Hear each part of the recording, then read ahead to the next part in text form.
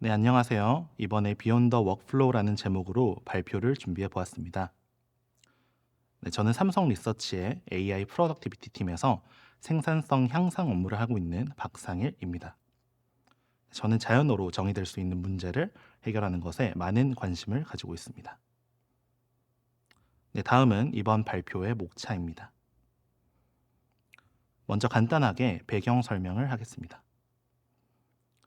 네, 오토메이션, 즉 자동화는 반복적이고 규칙적인 업무나 프로세스를 자동으로 수행하는 것이고요.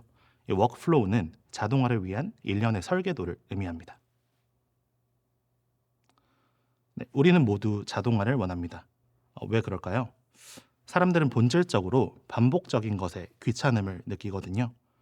그런데 자동화는 소프트웨어적인 요소를 사용을 하고 이 소프트웨어는 우리가 명령한 대로만 동작합니다. 그래서 잘 정의된 설계도가 있어야 자동화가 잘 수행될 수 있습니다. 네, 문제는 이 설계도 그리기가 너무 어렵거나 매우 귀찮은 작업들로 구성되어 있다는 것입니다. 사실 개발자는 반복 작업을 병적으로 싫어하는 사람들입니다. 하지만 개발자에게도 워크플로우 구축은 다른 종류의 고통을 수반합니다. 핵심 기능을 만드는 것은 마치 멋진 건축물을 설계하는 것과 같습니다. 그런데 이 건물이 제대로 작동하려면 상하수도, 전기, 가스 배관 같은 것을 모두 연결해야 합니다. 이 개발자가 워크플로우를 만들 때 하는 일이 바로 이런 배관 작업들이 많습니다. 어스나 어떤 시크릿적인 문제, 프로세스별 호환되는 데이터 변환 작업들, 그리고 각 서비스들을 통합하는 과정들 모두 이런 지루한 작업에 해당됩니다. 또한 유지 보수도 생각해야 합니다. 우리가 잘 작동하는 워크플로우를 만들었는데요. 어느 날 갑자기 작동이 안 돼요. 근데 알고 보니까 우리가 연결해둔 외부 서비스가 예고 없이 API 정책을 바꿨습니다. 이런 이유들로 이 개발자는 어쩌면 무너지는 다리를 끊임없이 보수하는 그런 작업들만 할 수도 있습니다. 그래서 어떻게 보면 개발자들은 이 API 문서를 읽고 그것들을 서로 연결시켜주는 작업들에 특화되어 있기는 해서 이 상대적으로 러닝 커브는 낮을 수 있지만 이미 만들어둔 작업이 여전히 잘 작동하는지 이 모듈별로 확인해야 하는 그런 귀찮은 작업들이 많기도 합니다. 그래서 개발자들은 항상 이런 귀찮음과 어떤 이 자동화에 필요한 이 리소스적인 트레이드오프를 따지면서 작업을 하게 됩니다. 이러한 작업들이 특히 비개발자들에게는 더욱 어렵게 느껴질 수도 있습니다.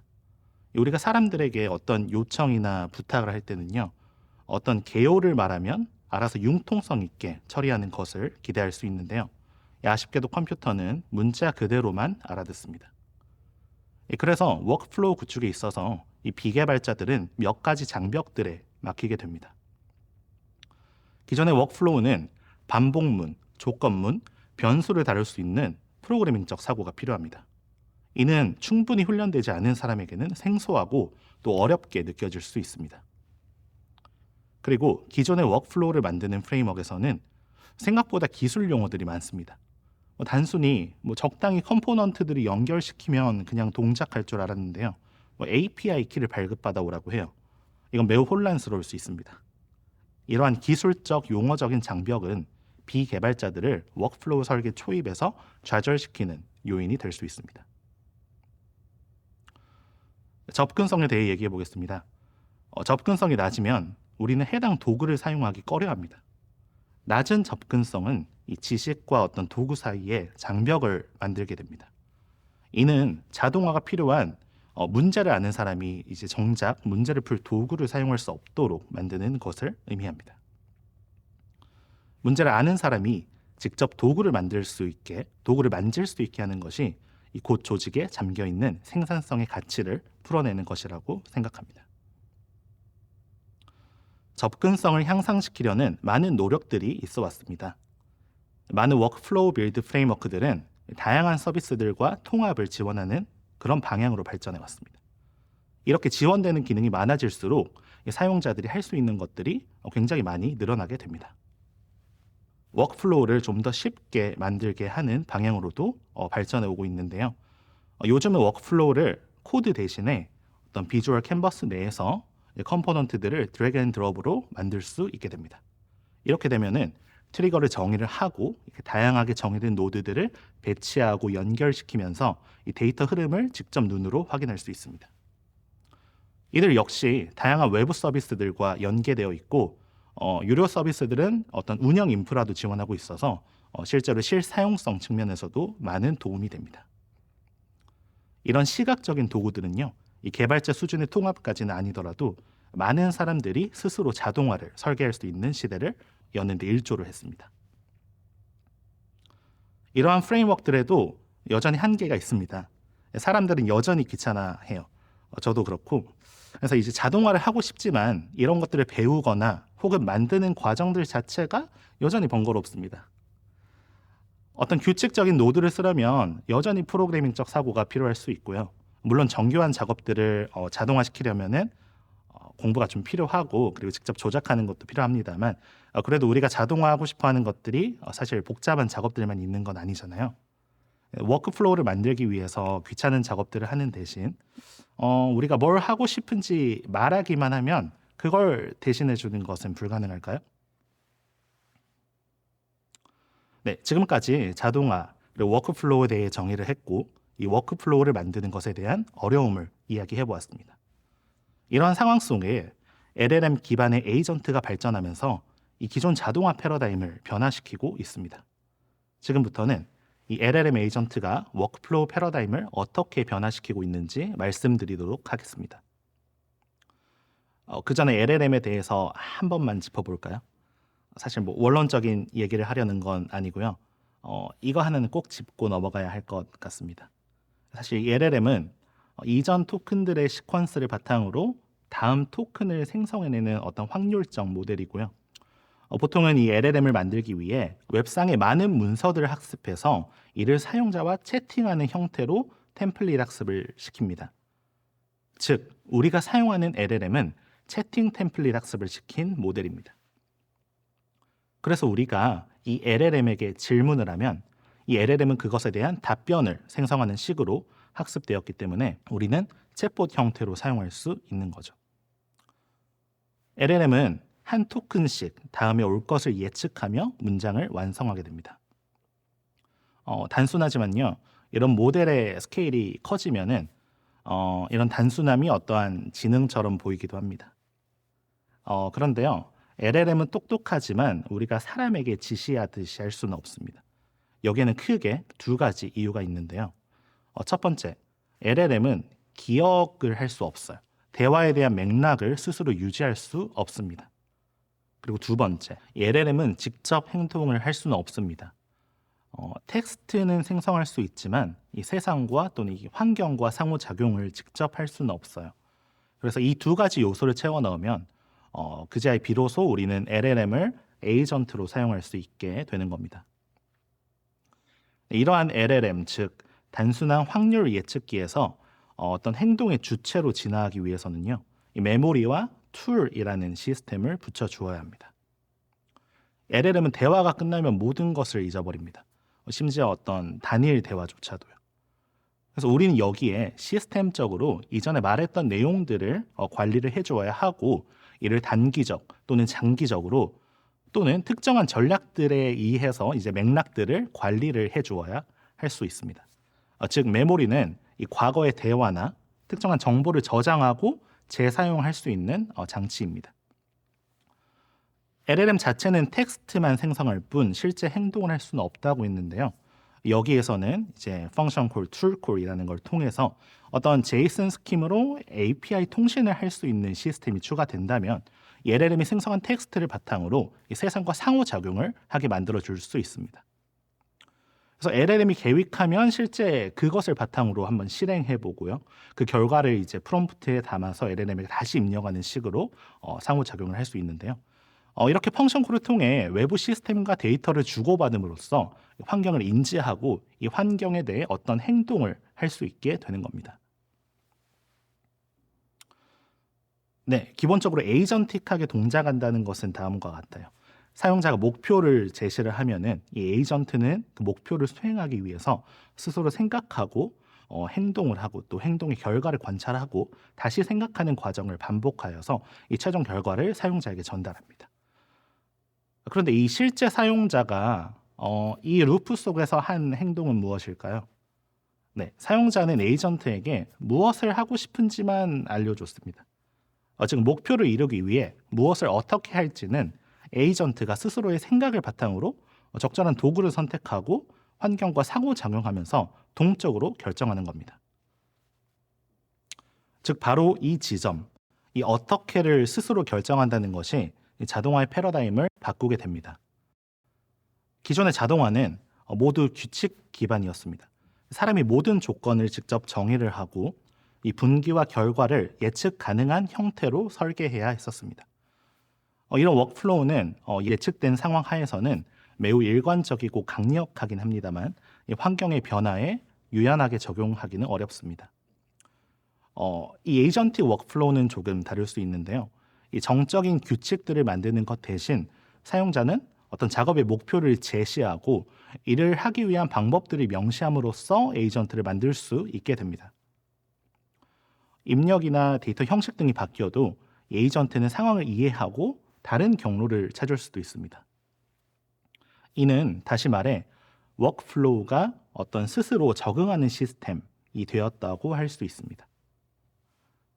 에이전트가 할 수 있는 영역이 늘어나고 에이전트의 성능이 발전함에 따라 사람들은 조금 더 추상적인 레벨에서 자동화 작업을 정의할 수 있습니다.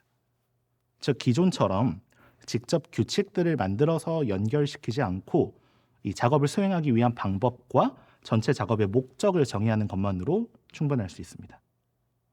이것이 에이전틱 워크플로우에서의 자동화 패러다임 변화의 첫 번째입니다. 이런 패러다임의 변화는 저희 같은 개발자들은 사실 매일매일 경험하고 있는데요. 이제 저희는 이제 더 이상 코드 한 줄 작성하지 않고 코드 어시스턴트에게 작업 지시를 내리고 이 어시스턴트가 생성한 결과물을 검증함으로써 프로그램을 만들 수 있게 되었죠. 이미 우리는 코드 도메인 안에서 목적과 맥락 그리고 어떤 도구들을 정의를 하면서 에이전트와 협업하고 있습니다. 네, 다시 접근성과 관련된 얘기를 해보자면요. 이전에도 말씀드렸다시피 이 자동화를 쉽게 하겠다고 만든 어떤 워크플로우 빌더 프레임워크들이 많은데요.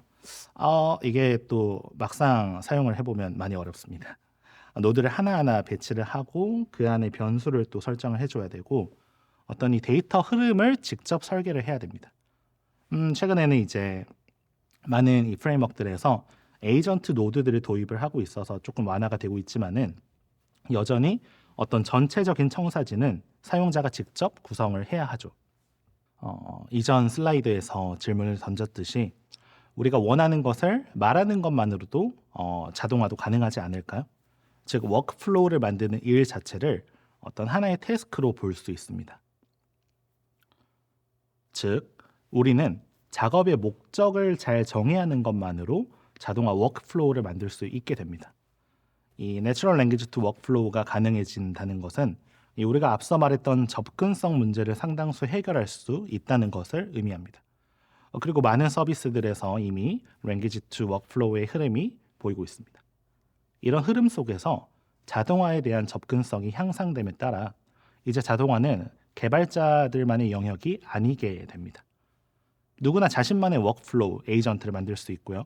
AI가 그 만드는 과정을 도와줄 수 있습니다. 이것은 곧 조직 내의 어떤 생산성 분산을 불러옵니다. 누군가는 항상 조직 내의 생산성을 향상시키기 위한 노력을 하고 있었는데요. 이제 이러한 책임이 분산되면서 우리는 어쩌면 더 중요하고 가치 있는 일에 집중할 수 있게 됩니다. 저희도 이러한 철학을 가지고 실제 서비스를 구현하고 있는데요. 다음 장부터는 저희가 선택한 워크플로우 디자인을 먼저 설명드리고 그 이후 워크플로우를 어떻게 내추럴 랭귀지로 만드는지 소개드리도록 하겠습니다. 앞서 LLM 에이전트가 이 환경과 상호작용하면서 작업을 수행한다는 것을 말씀드렸는데요. 저희도 자동화를 위한 워크플로우를 구성할 때 LLM 에이전트를 역시 사용합니다. 물론 에이전트 하나만으로 워크플로우를 구성을 하지는 않습니다. 이 권한과 능력을 하나의 에이전트에게 몰아주면 사실 문제가 발생할 수 있거든요. 복잡하거나 어떤 다양한 작업을 수행할 때 우리는 이제 멀티 스텝으로 작업이 수행되는 것을 볼 수 있습니다. 근데 이 과정을 사실 나이브하게 구현하면 우리가 원래 정의를 했던 목표까지 도달하지 못할 가능성이 있어요. 이 LLM과 관련된 문제의 대다수는 사실 프롬프트에서 발생하는데요. 입력할 수 있는 프롬프트의 길이인 이 컨텍스트 랭스의 한계 때문에 이 작업이 길어지면 일종의 인지 과부하에 걸릴 수도 있습니다.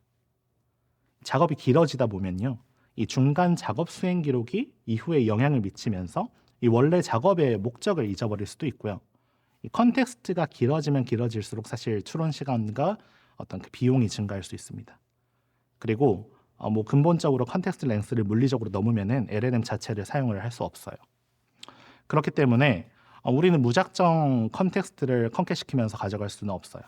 그래서 작업 수행에 어떤 여러 단계가 필요한 경우 각 단계의 결과를 요약하거나 어떤 그 맥락을 잘 선별해서 관리를 해야만 합니다.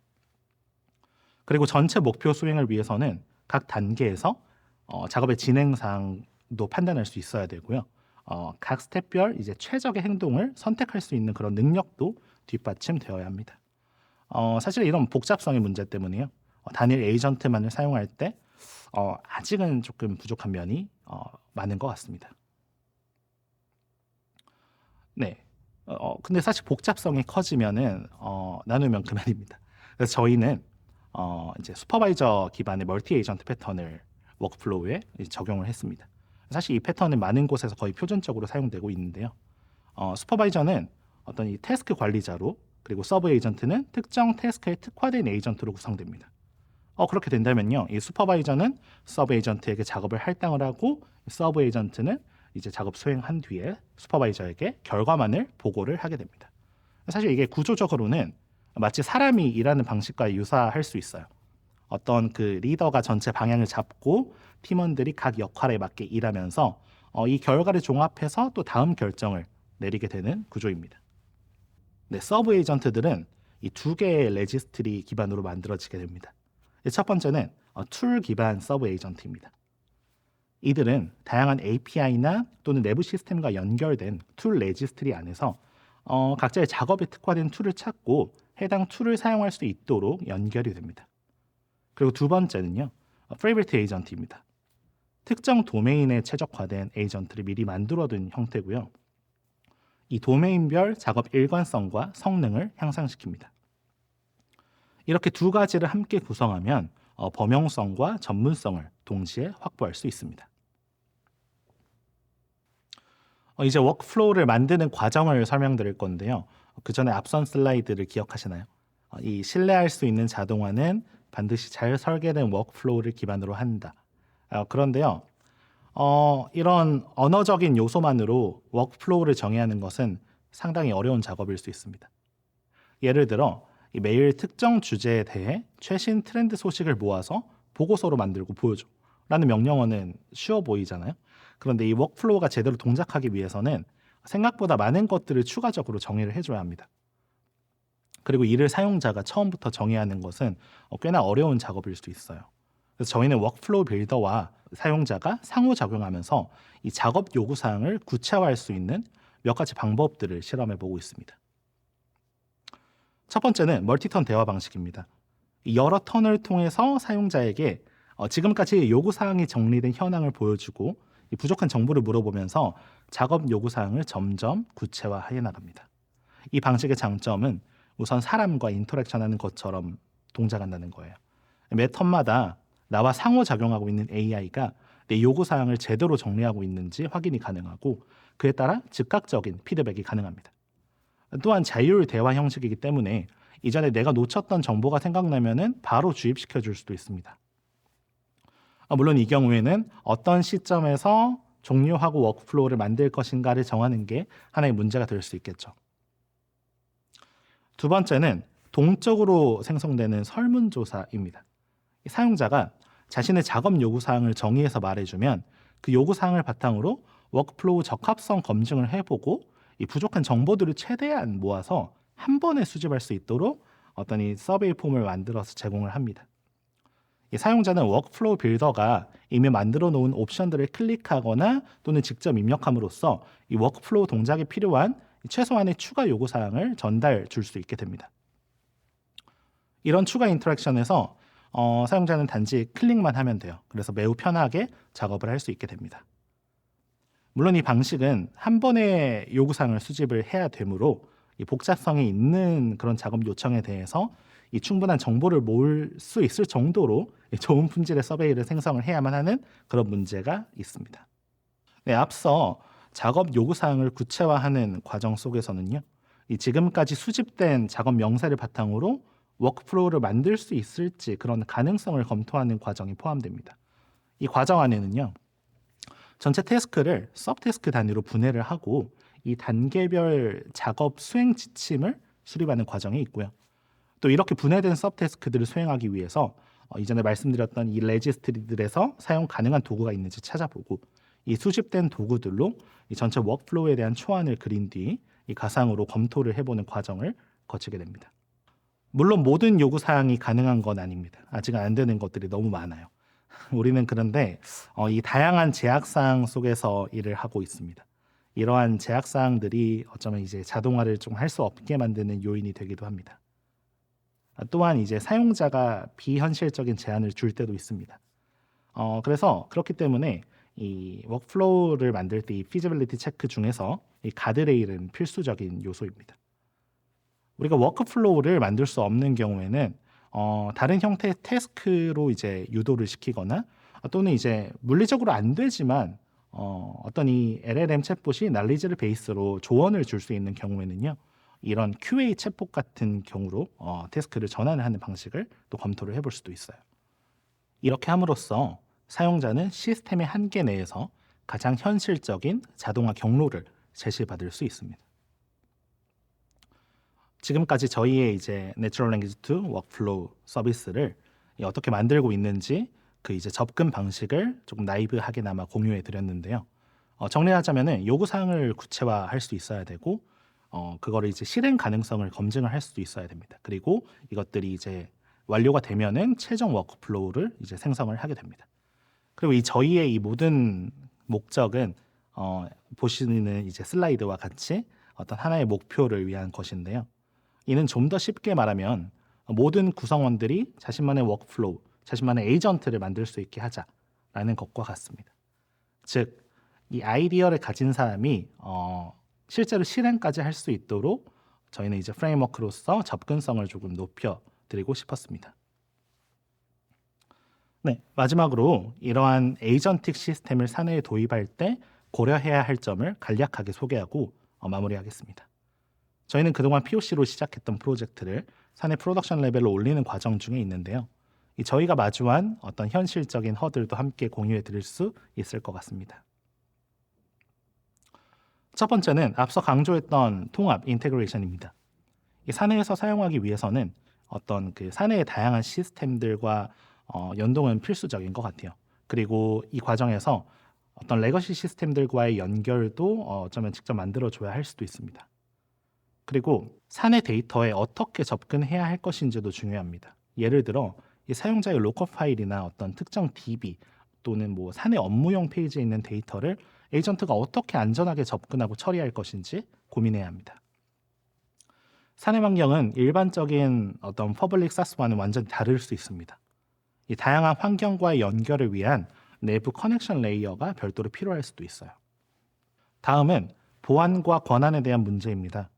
이 에이전트는 본질적으로 어떤 실행 권한을 가진 시스템 사용자예요. 그래서 권한 제어는 필수입니다. 에이전트가 사용자의 권한을 위임받되 그 권한을 넘어서지는 못하게 해야 합니다. 사용자별로 에이전트가 동작할 수 있는 범위를 제한해야 되고요. 에이전트의 모든 활동을 당연히 추적할 수 있어야 합니다. 에이전트의 동작 중에 이 에이전트가 사내의 시스템에 접근할 때 필요한 어떤 API 키나 시크릿 키 등을 어떻게 안전하게 관리를 하고 주입을 할 것인지, 그리고 에이전트가 상호작용할 수 있는 환경 속에서 이 권한 제어를 어떻게 할 수 있을 것인지, 그리고 사용자의 데이터, 사내 정보가 다른 곳에 기록되지 않게 하는 등의 그런 노력이 필요할 수 있습니다. 네, 마지막은 안전성과 신뢰에 대한 문제입니다. 에이전트는 자율적으로 사고를 하지만 그것 때문에 가끔 문제를 일으킬 수도 있습니다. 이 의사결정 과정에서 같은 행동을 계속 반복하는 그런 무한 루프에 빠진다거나 어쩌면 중요한 자료를 접근해서 없앨 수도 있어요. 그래서 그러한 상황에 대해 일반화를 잘 해놔서 적절한 가드레일을 만드는 것은 필수적입니다. 또한 사람의 허락이나 어떤 판단이 필요한 작업을 별도로 분류해서 휴먼 인 룹을 할 수 있도록 인터럽도 시킬 수 있어야 됩니다. 여기서의 이제 핵심은 제어 가능한 AI라고 할 수 있는데요. 에이전트가 언제든 멈출 수 있고 사용자에게 결과를 확인받을 수 있어야 합니다. 네, 이제 클로징 멘트인데요. 이 에이전트의 발전에 따라서 사람의 역할은 규칙을 설계하는 자에서 목표를 제시하는 자로 바뀌고 있습니다. 이제 가까운 미래에서는 누구나 나만의 에이전트를 갖는 시대가 올 것이고요. 그렇게 된다면은 우리는 우리의 생각들을 잘 구조화하고 중간 결과물들을 잘 밸리데이션 할 수 있는 그런 능력을 길러야 한다고 생각합니다. 네, 지금까지 삼성 리서치의 박상일이었습니다. 네, 이상으로 발표를 마치도록 하겠습니다. 감사합니다.